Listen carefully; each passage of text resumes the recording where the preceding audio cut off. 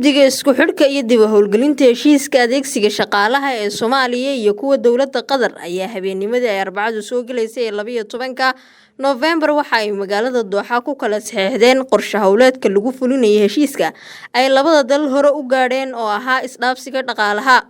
Qodobada ay labada dhinac ku heshiiyeen ayaa waxaa ka mid ahaa in labada dal isweydaarsadaan liiska shirkadaha ka shaqeeya arrimaha la xidhiidha qaadista shaqaalaha dalka dibaddiisa loo qaadayo. Waxaa la isla gartay in dowladda Soomaaliya ay qayb ka hesho shaqaalaha ka shaqeyn doona koobka adduunka ee lagu qabanayo dalka Qatar sanadka 2022.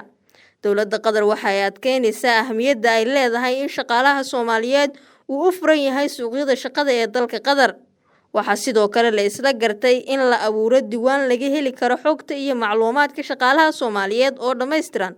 Labada wasaaradood waxa ay sidoo kale isla garteen inay yeeshaan xafiisyo ka mas'uul ah xiriirinta arrimaha shaqaalaha.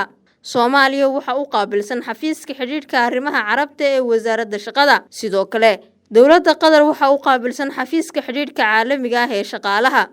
Labada guddi ayaa hoosta ka wada xariiqay in sida ugu dhaqsiyaha badan hawsha loo bilaabo si shaqaalaha Soomaaliyeed ay fursad shaqo u helaan korna loogu qaado wada shaqeynta la xidhiidha labada wasaaradood.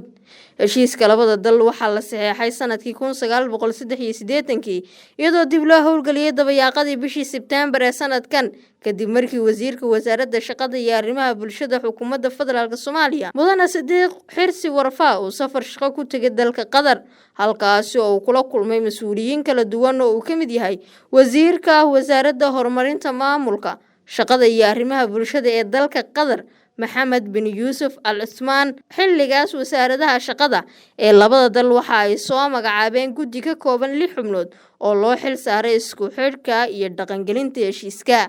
Ciida Rosmaagane wararka laanta afka Soomaaliga ee codka bariga Afrika Muqdisho.